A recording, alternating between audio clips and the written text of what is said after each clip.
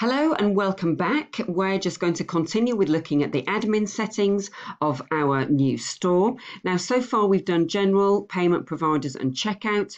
So we're just going to look at shipping next, which is all about how you manage how you're shipping orders to your customers. Now, a lot of this won't necessarily be really applicable to us because we are drop shipping. We're not physically shipping the products from our location. They're all coming from predominantly China because that's where the AliExpress retail platform is run from. That's where our products are going to be, our manufacturers are. But nonetheless, let's just have a look at what we have here. So Shopify actually put some default profiles in there, some shipping profiles. So it puts default rates in for domestic, which in my case is obviously the UK, and the rest of the world. So this is where you really define how much you're going to charge for shipping at checkout. And you can create different rates for different products, as it says there, but we're not actually going to do that at this stage. So we're just going to look at the rates. So as I said, we're not going to create individual sort of rates based on products. The shipping from, that's just a placeholder because this is also quite important actually, because if somebody decides to return something, this will be the address it will go back to, which was the address you specified when you started setting up the store. But obviously you're not shipping from that place. So you don't have to add, I mean, you could add another location if you wanted, but obviously you don't need to for the drop shipping purposes. So our shipping zones here are domestic and rest of world. It says the standard shipping, which from AliExpress is generally 20 to 40 days, they say. I find generally it's kind of two to 4 weeks generally. And that's free. Now you can edit this if you don't want to offer free shipping, then you can edit here. You can put a different price in there. It may well be that later down the line, if you decide to stock some of your products, that you might want to add a rate. So if I was in the UK and I said, well, okay, I actually want to get some of my best sellers in and stock them here and ship them out fast with the Royal Mail, then I could add another rate here. And then people would have the option at checkout to choose standard shipping, or they could have, free paid for shipping, so they will get it more quickly, so kind of premier or express or expedited shipping. Now the rest of the world, obviously it sounds quite broad. I mean, for me, obviously the rest of the world will encompass everywhere that's not the UK and the US, etc.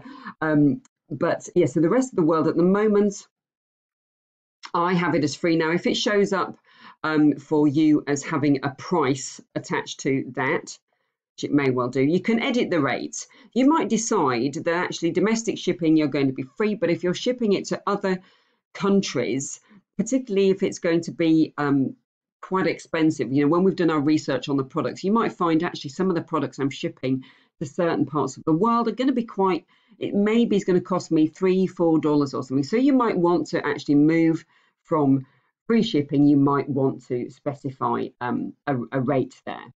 A different rate. So that's absolutely fine. But remember that all of this is what the customers see at their checkout. Now, I do have free shipping in my current store. It's for small items. I think it's nice for customers to feel that they don't have to worry about the shipping rates. And I incorporate my shipping rates. Either I absorb them in my profit margin, which obviously isn't ideal long term, or you can obviously raise your prices a little bit. I have done that recently. A couple of my products, a couple of my t-shirt products, which actually went up in price at the manufacturer, and I realized that I was going to kind of lose out by paying a couple of dollars as well for the shipping, for faster shipping. So I actually raised the price of the t-shirts, which didn't affect it at all. And these are things that you will find as you go along. You will notice these subtleties. So we're not going to change that. We're just going to leave that up free. Like I said, if it does come up by default and has a price in there, then just edit it. Because I could say, well, actually I want to make it £3 for the rest of the world, but I'm not going to. I'm going to leave it at free. I'm going to leave it at free. And that's it. Then I click save. And we are done. So if we just go back from shipping settings, if you just look down here now, we have this element here with the packages. That's not relevant for us because we're drop shipping. Same as the packing slips. We don't need to set up any templates here because we're not printing that there's labels and fulfilling orders. That is taken care of by the manufacturer. And there is a way which I will show you in a later video. And when we look more at the integration with the platform with AliExpress, there is a way that we can tell the manufacturer what to include in the package when they send it out to our customer, because that's very important as well. And at this stage, because we're drop shipping again, we're not going to be adding any other fulfillment services or integrating any other carriers because it's going to be drop shipped. And you would find, when you're working with the manufacturers, they do have options in their shipping methods to send packages expedited by UPS and so on, and DHL, but they are very, very expensive and would not be worth your while adding those. And that's defined at the supplier end anyway. So don't worry about the integrating carrier accounts. That's all fine. If you do want to learn more about shipping, then Shopify has a detailed page on that. But that's done. So we just we've finished our settings for shipping. Now we just move into taxes, so how we charge taxes. Now again, this can be very straightforward. I'm in the UK. It says I am collecting taxes for the UK, sales taxes, but essentially it's included in the in the price of the items. So the rest of the world, it says I'm not collecting taxes. And if you go down here, I show all prices with tax included. I don't charge tax on shipping rates. This is slightly different in the US as far as tax concerned. So do check your local region to understand the tax obligations. If you look here, I'll just go into UK. I mean, we have tax in the UK or VAT of 20%, but obviously I'm not going to be charging 20%. If you're selling digital goods, that will be slightly different, but we're not. It's physical goods that we're selling. So even though it says collecting there, all prices are shown with tax included. So we're not charging anybody VAT. We're not charging any tax or anything like that. We're not charging. Here we go. We're not charging VAT on digital goods. We're not selling digital goods in this particular store.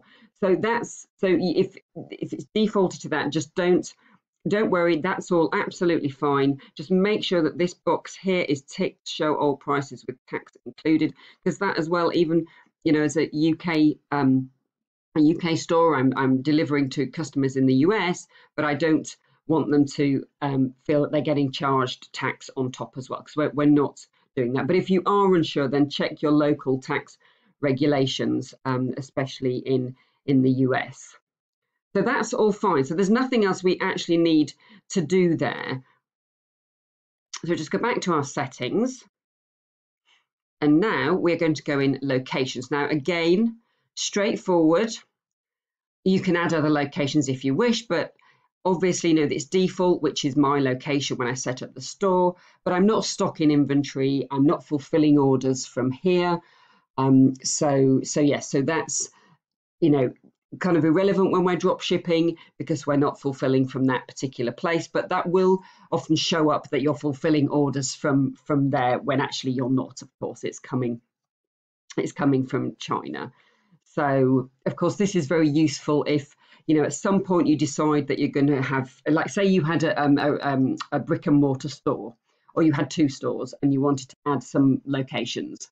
So then you could be tracking which inventory was at which location.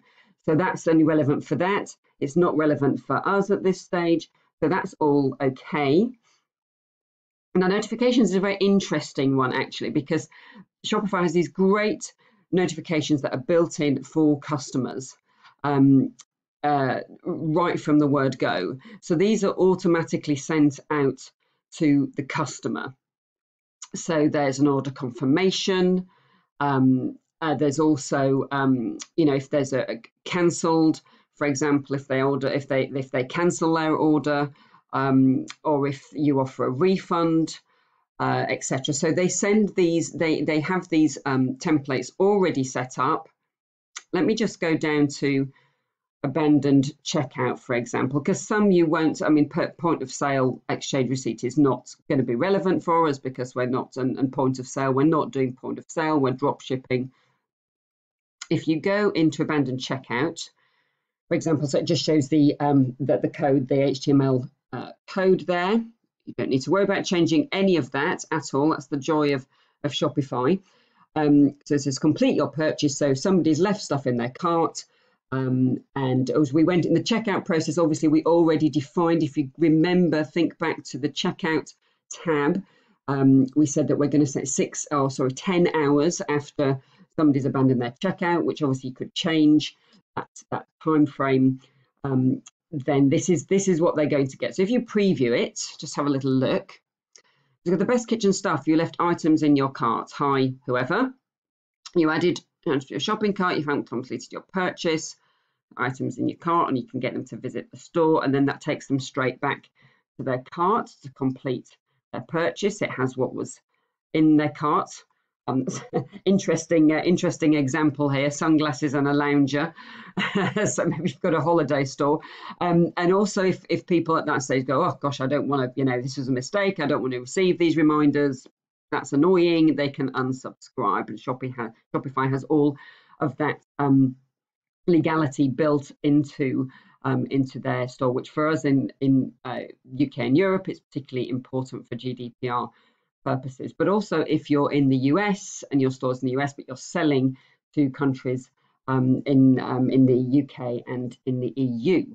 So that's all fine. So our abandoned checkout notifications are already set up. Now, later on, when we look at apps and email marketing in particular in a different video, you can actually turn off Shopify's automatic abandoned checkout notification, and you can create a more attractive sequence, as it were. So you can create a more attractive template and email that goes out to your customers when they've abandoned their checkout. But that's more advanced, because the most important thing is that at the moment people are getting a notification, and you don't have to pay anything extra for that to be in there. So yeah, so that's basically it. And of course they also have the shipping. The fulfillment request is obviously not necessary, so it's getting fulfilled from AliExpress. They automatically get confirmation when their order has been shipped and when it's been updated. So if it says your order is out for delivery, your order has been delivered, etc. So that's all great. You already have all of these templates set up.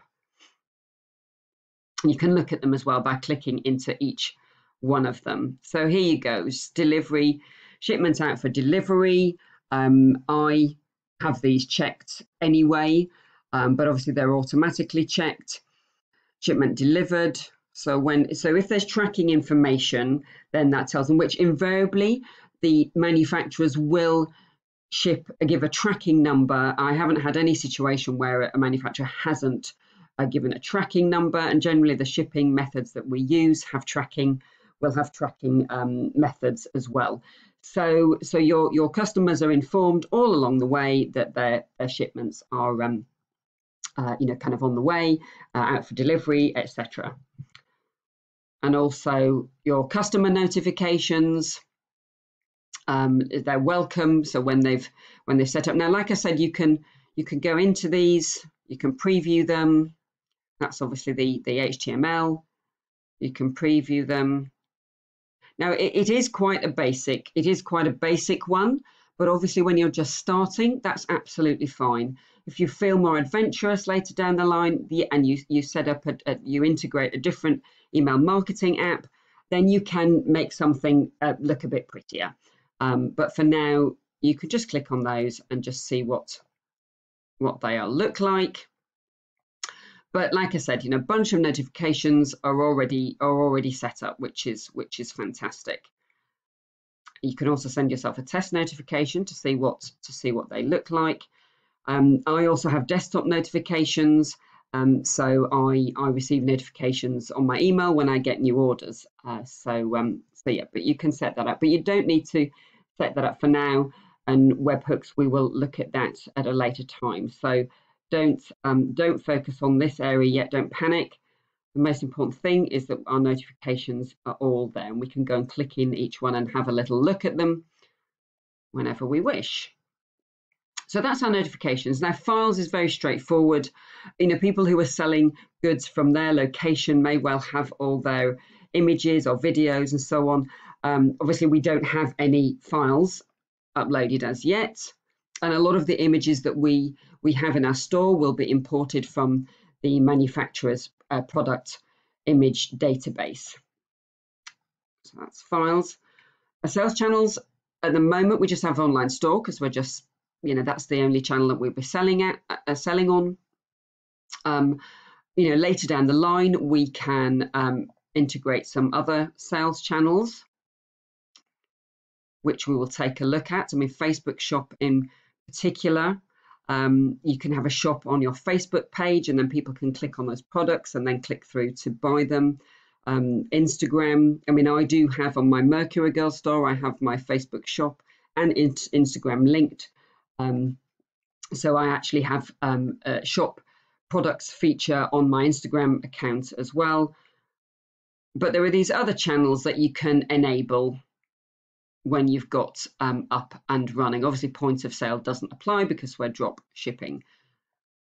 So those are your sales channels, but we will look at those in a later video. Plans and permissions is just that. It's your plan. So here I'm a member. I'm on the basic Shopify plan. Of course, it offers me the chance to upgrade, to tell me what more I can do, but we're not going to need to do that right now. Then it's just got a little bit more information, the permissions. The staff accounts, if you've got somebody else who is managing the store with you, then you can invite them via email here. But obviously, I'm assuming for now, they'll be just yourself. I also use the staff account. So if I've had a problem with a particular app that hasn't been working properly, I've actually added staff accounts, which we're not going to do now, but you can basically invite them via email and give them, well, limited permissions. So say, for example, you've integrated a new app that's going to give enhanced features in the checkout process, but you don't obviously want the creator of that app to be able to see everything in your Shopify account. You could just say, well, actually, I only want them to look at certain areas. So you can, so whoever's got access to your account, you can basically edit permissions. So we're not going to invite anyone, obviously, at this stage. And so that's it for plans and permissions. What's quite interesting is that, if at some point you feel, a Shopify expert is going to be needed, then you can hire them. Obviously, we're going to be supporting each other. We're going to be going through this program and working with each other on an ongoing basis via our Facebook group. So hopefully you won't need a Shopify expert. But at any stage, if you say, well, you know what, I just need to take a break, you can pause your store and they reduce your plan price. And you can have a message on the homepage as to, that the fact that the store will be reopening soon. You can even close your store. And they do save your data for about 30 days, just in case you decide to reopen it. So that's the plans and permissions. Languages again. This is very straightforward. Default language is English. You can add languages if you wish. Mine's obviously set to British English because I'm a Brit. So there's nothing else that we need to do there, but that's the place where your languages are managed. And your billing information is just for you. So I have a PayPal account connected, actually. or you can, use a credit card to pay your bills. But basically, this is where you have your own billing information. We're not VAT registered for at this stage. So, and obviously, if you're in the US, that won't necessarily apply. This is just the EU related countries. But we don't have VAT numbers just yet because we're not the VAT threshold. I mean, if you are for whatever reason VAT registered, then you would add that there. But I'm not for this store. So, okay, so your monthly bill is on a 30-day cycle. So then it's telling me that I'm going to be billed on the 22nd of Feb for my plan. And you can also see in here, when you start getting your invoices, you can see your invoices and how much you're paying. It'll show you your the apps that you're paying for and give you a complete breakdown, which is great. So yeah, so there's nothing else you need to worry about here unless you want to add. See, I'm paying this bill by with my business PayPal account. And not with a particular card. So it's up to you what you would like to do. If you've got any questions about this, obviously post them in the Facebook group, as with any of the areas that we're looking at. So the store's legal pages, this is great actually, because you can either just create your own pages or you can just customize the templates. So they give you templates for the refund policy, for the privacy policy, terms of service, and shipping, which you can maybe cut and paste a bit from the refund policy, because they even though they're obviously not exactly the same, they are very closely linked. So what you can do is you just create from templates. So you can just create that from the templates. You may want to just read through it and just say, okay, I just maybe want to tweak a few little things.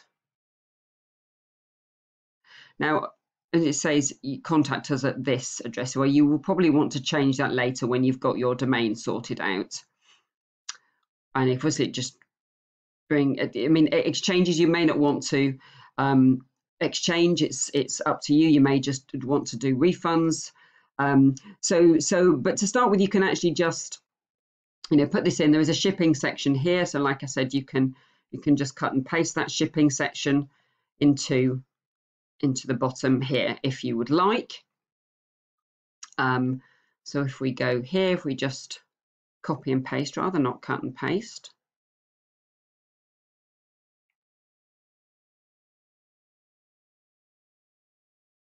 Just go down to the shipping policy and we can just, yeah. So what you can also do is just add some other areas here. I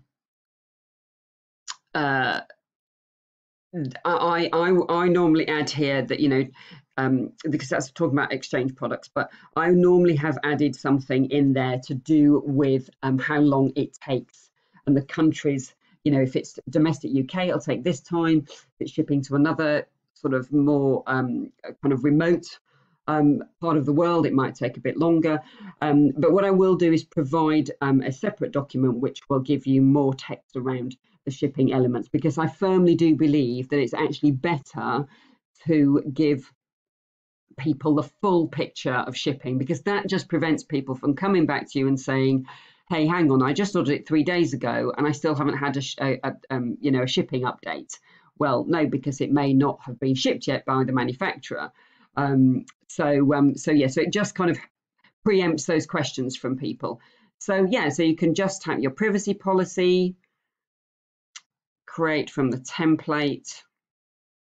You can obviously insert some other information here. Your rights and so on. Now, obviously, because of the GDPR, have to make sure that this is fully compliant. And then the terms of service, again, it's the same. There you go, you can see it's on there. So this is great because it actually just gives it all there. Like I said, you can actually tweak it.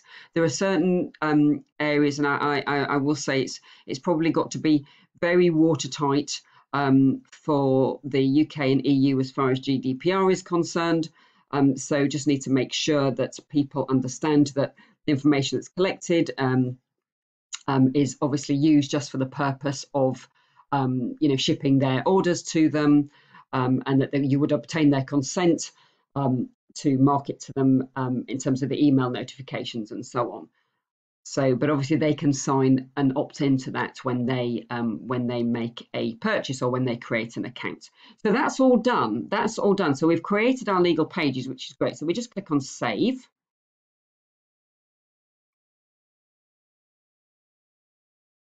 And we are good to go.